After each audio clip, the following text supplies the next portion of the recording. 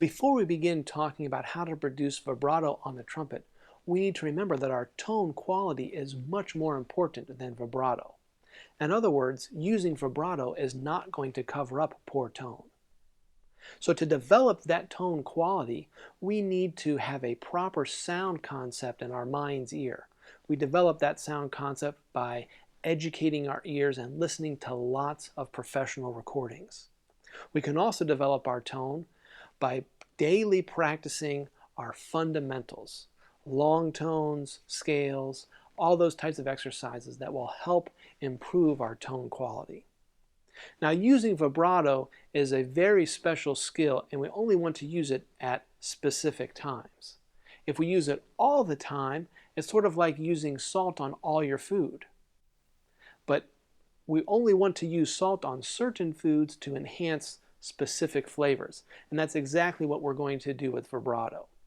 Now, if you're playing in band or orchestra and you're playing with the whole section all in unison, you do not want to use vibrato because you will stick out and be difficult to blend with. But if you have a solo and instead of playing louder to be heard, you just use a little bit of vibrato, you will stick out of the texture without having to strain your tone at all. So that's one area that we want to use vibrato, is whenever we have a solo in a large ensemble setting. Now, if you're playing a solo with piano or an unaccompanied solo, you can use vibrato as much as you'd like. I encourage you to use it periodically throughout the solo in order to highlight certain aspects of the solo. Now, there are three different methods of vibrato that we can use on the trumpet. The first is hand vibrato, and we will set the hand on the trumpet just with good, normal hand position and just rock the hand back and forth slightly.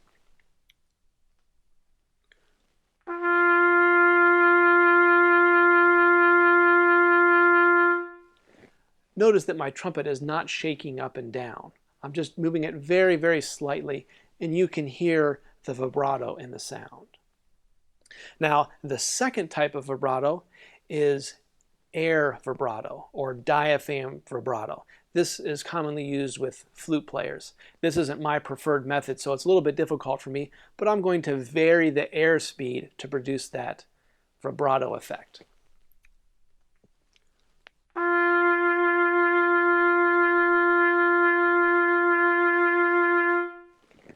I know that's not as good as the first way, just because it's a little bit more difficult for me, and I think more difficult for brass players just in general. The last way is lip or jaw vibrato, where we move our lips, kind of saying ooey, ooey, ooey, ooey, ooey, or moving our jaw up and down slightly. And these are very, very slight movements. If you do a lot, it's going to have a big wave in the sound, which sticks out too much. So here is lip or jaw vibrato.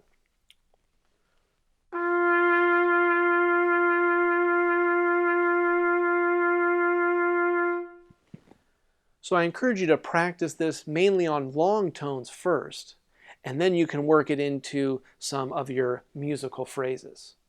Now, be careful as you're practicing that you don't use too much vibrato.